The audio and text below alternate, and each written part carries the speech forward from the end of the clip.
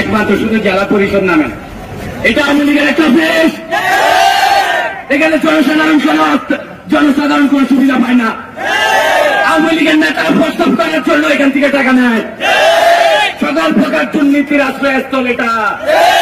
এটাকে আমরা সবাই জানি, রাঙামাটিবাসী জানি। রাঙামাটিবাসী কোন সহযোগিতার জন্য আসলে, কোন দরখাস্ত দিলে, অসহায় মানুষ আসলে ওনাদের থেকে কত বাজেট হয় আপনারা জানেন? 500 টাকা, 1000 টাকা। আর ছাত্রলীগ পিকনিক করবে, ছাত্রদের পিটাবে, সেটার জন্য 5 লাখ কত জানেন? 16 লাখ টাকা। দুর্নীতি কি জানেন? শিক্ষা ব্যবস্থার যে দুর্নীতি, শিক্ষক নিয়োগের যে দুর্নীতি, চাকরির যে দুর্নীতি, সকল আওয়ামী সিন্ডিকেট জেলা পরিষদ থেকে এখন থেকে পদত্যাগ করার জন্য। এই সিন্ডিকেট যদি থাকে, আপনারা যারা যারা স্থানে আছেন শুধু এটুকু বলে দিতে চাই, আপনারা সুন্দর করে কানে কথাটা নিয়ে নেন। জেলা পরিষদের চেয়ারম্যান সদস্যরা আপনাদের চোখে একটু গণভবনের চিত্রতে একটু ফুটে তোলান। গণভবনে যে অবস্থা হয়েছে, ছাত্ররা কিন্তু ঢুকে গেলে সামলাতে পারবেন না। দুর্নীতিবাজদের স্থান আর এই রাঙামাটি শহরে হবে না। আমরা চাই, জেলা পরিষদ পুনর্গঠন হোক। এমন মানুষকে পুনর্গঠন হতে হবে যারা নিরপেক্ষ, যারা সকল সম্প্রদায়ের জন্য কাজ করবে, কোন দলীয় এজেন্ডা বাস্তবায়ন করবে না। আওয়ামী লীগের চোর বাটপাতের পিকনিকের জন্য টাকা দিবে না।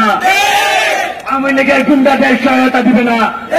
ছাত্রদের মারার জন্য এখান থেকে কোনো বাজেট হবে না। যারা শুধু একটু বলতে চাই, আপনারা পদত্যাগের জন্য প্রস্তুত হন।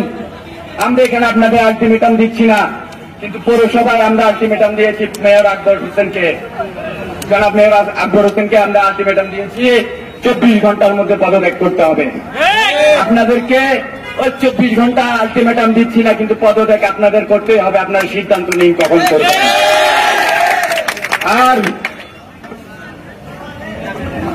বাংলাদেশের বর্তমান এই গণঅভ্যুত্থানের সরকারকে আমরা একটা কথা রাঙামাটির ছাত্র সমাজ থেকে পৌঁছে দিতে চাই, অতি দ্রুত জেলা পরিষদ পুনর্গঠন করতে হবে। আওয়ামী সিন্ডিকেট ভাঙতে হবে।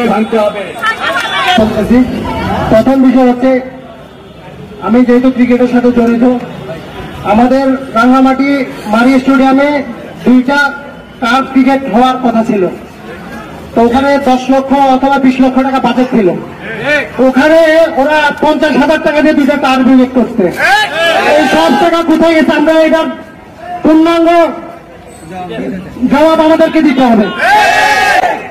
আর এখানে জেলা পরিষদে আমরা চাই সব দিকে সংস্কার হোক, আর জেলা পরিষদের সংস্কার হোক। আমরা কারোর উপর জোর জবরদস্তি করতেছি না।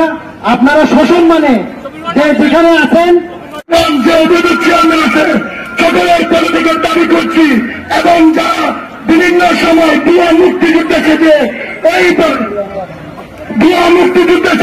রাঙ্গামাটিতে চাকরি নিয়েছে, তাদের সকলের চাকরির পদত্যাগের দাবি জানাচ্ছি। ভুয়া মুক্তিযোদ্ধা এই রাঙ্গামাটিতে চাকরি করতে পারবে না, এবং যারা মুক্তিযুদ্ধ সেজে এই রাঙ্গামাটিতে তাদের নাতি নাতনি এবং ছেলে সদস্যের চাকরি দিয়েছে, তাদের চাকরিও বাতিল করতে হবে। এই জেলা পরিষদের চেয়ারম্যানকে অবশ্যই এই দাবিগুলোর সাথে জেলা পরিষদের চেয়ারম্যানকে পদত্যাগ করতে হবে। এই ছাত্র আন্দোলন শুরু হয়েছে তখন থেকেই এই জেলা পরিষদের চেয়ারম্যান নীরব ভূমিকা পালন করেছে। তিনি ছাত্রদের কোন প্রতিনিধি করেনি, তিনি পক্ষ নিয়েছে আওয়ামী পক্ষ, ছাত্রলীগের প্রতিনিধি করেছে। আন্দোলনে আমাদের উপর হামলার নেতৃত্ব দিয়েছে এই জেলা পরিষদের চেয়ারম্যান।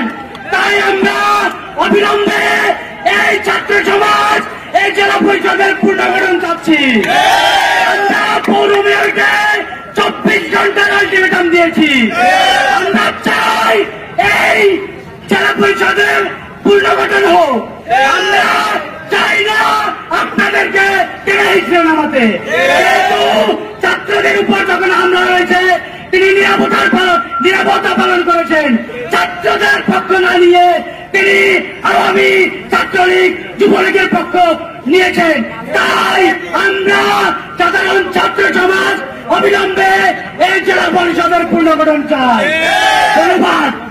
যুবলীগ আওয়ামী লীগের জেলা পরিষদ এবং আমরা সবাই জানি রাঙামাটিতে যে হামলা হয়েছে সেই হামলার নেতৃত্ব দিয়েছে রাঙামাটিতে দুর্নীতির বরপুত্র খ্যাত জেলা পরিষদের চেয়ারম্যান এবং তার পুত্র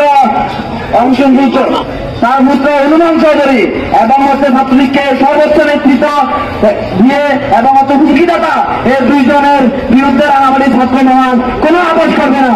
এবং আমরা বলতে চাই রাবিগঞ্জে ছাত্রলীগের গুন্ডা যারা পুরা রাঙামাটিতে চাষের রাজত্ব কায়েম করেছে সবাইকে সর্বোচ্চ লিড দিয়েছে।